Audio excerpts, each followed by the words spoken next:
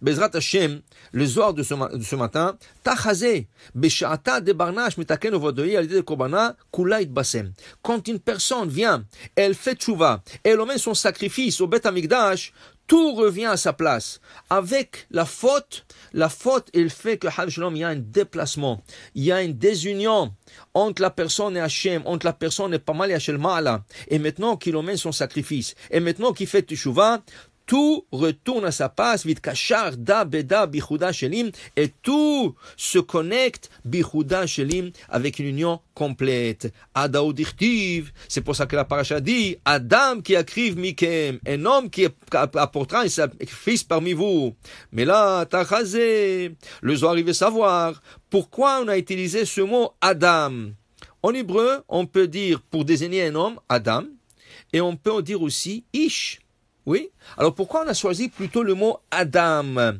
La Poukeman de Loït Nasav. Adam pour dire celui qui n'est pas marié. De la korbané, lav korban. Ou birhan, l'omishtakhan gabé. Son sacrifice n'est pas complet et il n'a pas exactement la beracha. Qui veut dire quoi? Alors voilà. Hachem il crée un homme. Il lui dit, tu t'appelles Adam. Pourquoi? Parce qu'il est venu de la Adama. Mais ce Adam-là, il est célibataire. Alors, Kosh Baruch Hu, le premier jour, il prend tous les animaux de la création. Il dit à Adam, est-ce que tu es capable de me nommer ces animaux? Les anges qui ont été donnés cette tâche n'étaient pas capables de le faire. Et quand Adam est venu, il a nommé chaque animal selon sa nature. Il a vu, Adam, que chaque animal, il y a des pères. Ce qui veut dire, il y a le mâle et la femelle. Chaque animal, il y a le mâle et la femelle. Alors, à la fin de tout ça, il dit à Kosh Baruch Hu, et moi, je suis célibataire, je suis seul. Où est la femme? Où est le complément? Alors là, Kosh Baruch Hu l'endort, et il prend un os de sa côte, right? Et qu'est-ce qu'il fait? Il lui crée Chava. Et là, il s'est complété. Jusqu'à qu'il s'est marié, il n'était pas complet. C'est après qu'il s'est marié qu'il s'est complété. Alors dit Adam, quand on dit Adam, pourquoi? Adam, ça veut dire que tant qu'il est pas marié, il n'est pas complet. Alors le Zohar, il continue, il nous donne un exemple. Regardez, deux grands tzadikim, Nadav et Avihu, les enfants d'Aaron, le neveu de Moshe Rabbeinu, ils viennent et ils emmènent un sacrifice le jour de l'inauguration du temple. Et c'est écrit, un feu est sorti d'Hachem et il les a brûlés. Pourquoi ce deux tzadikim, qui allaient devenir le prochain leader de Am Israël, le prochain ceux qui vont diriger le peuple d'Israël en Eretz Israël, pourquoi ils se sont fait brûler?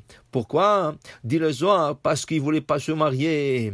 Pourquoi ils ne voulaient pas se marier? Ils ont dit qu'ils sont tellement importants, ils sont tzadikim, ils sont le prochain leader de la communauté et ils sont les enfants d'Aaron, le neveu de Moshe Rabbeinu. Il n'y a aucune femme dans le camp d'Am Israël qui est propice pour eux.